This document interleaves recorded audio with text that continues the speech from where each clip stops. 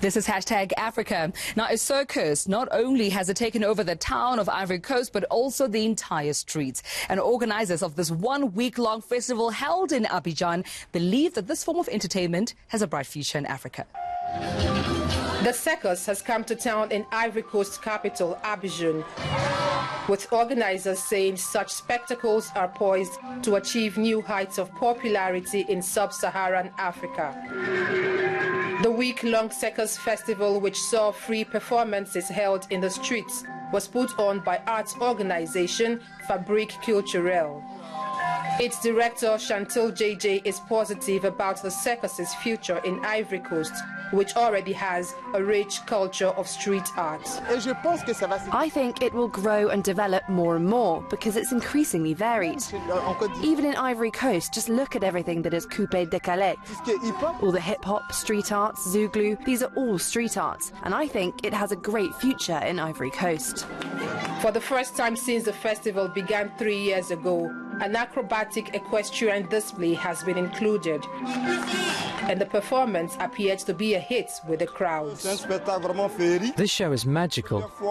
It is the first time. We're used to seeing the circus on television. This is the first time we see it close up, so we really liked it. Shows were also held for those who wanted to pay at Abidjan's French Institute, with performance hailing from all over the continent, including Benin, Burkina Faso and Gabon, as well as Ivory Coast. Eating 8 chickens a day could make you the strongest man in Africa. From wanting to lose weight to becoming one of the strongest men in the world, one man from Burkina Faso is keen to breaking records and making his country proud. I can eat up to 8 chickens per day. Yes, you heard that right. This man can eat up to 8 chickens per day. Iron Bibi, as he's called, is Africa's strongest man, and in his backyard gym he's getting ready for his next competition, trying to take the world record for lifting logs. It's no easy feat. 8 chickens. Donc déjà, l'apport en protéines, c'est suffisant. So I get enough protein, and also eat fruits and good carbohydrates. So it's the diet that really makes a good athlete. Last year, Iron Bibi, his real name is Cheikh Ahmed Al Hassan Sanu, was just 17 pounds short of that log lifting record. In his latest training session, Iron Bibi lifted over 550 pounds, that's more than his body weight, on the bench press.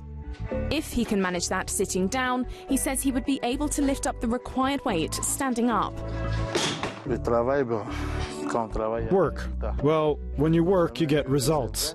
I never tell myself, it's true, you can have talent, I have natural strength in everything. You have to work as well so that everything's perfect. So winning is a feat, but maintaining victories is even harder. Iron Bibi said he struggled with weight issues growing up, something he's managed to channel into his sport.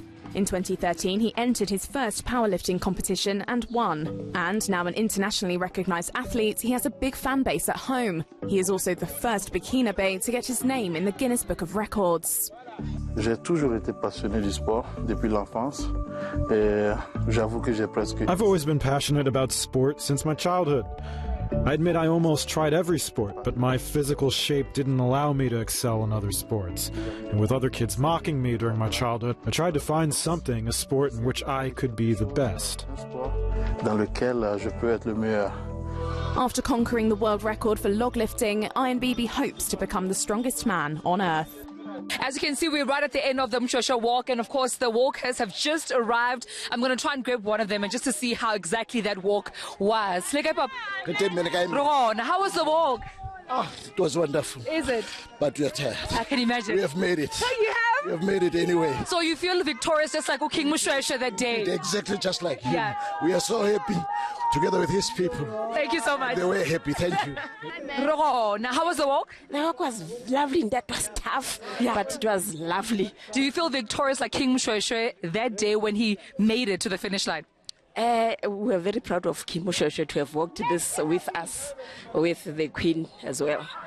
But like he said, it's a journey of torture. Yeah, you get to make friends from all over the world, from like South Africa, Botswana, Lesotho. Thank you so much. Thank you, man. How was the walk? Oh, the walk How was it? Oh, it was so nice this year. Yeah. Even though the first day it was raining, but it was okay. We really enjoyed ourselves so much. Yeah. Yeah. So what will you remember about this walk? What will you remember? I remember people who are here for the first time, their comments. Yeah. Some of them are so crazy that you can laugh all the way around. Especially the second day. It's so tough. Right. Yeah, when they experience what they've been had before, that's why they started people talking. Yeah. This is what we are talking about. Well, thank you so much for joining us. Well, as you can see, everyone has lots of fun, but of course it was equally torturous right here at Thaba Bosiu. This is the finish line for the Mushweshwe walk. And this is how we come to the end of #Africa. Remember to keep the conversation going online. Perhaps you have walked one of these Mushweshwe walks in the past 14 years and you want to share your experiences with us. You could do so. Our Twitter handle is @Africa_ENCA. But as usual, I leave you with these beautiful pictures coming from the beautiful continent of Africa. I'm Tumela Mututwane. This is #Africa, and I'll see you next week. Bye-bye.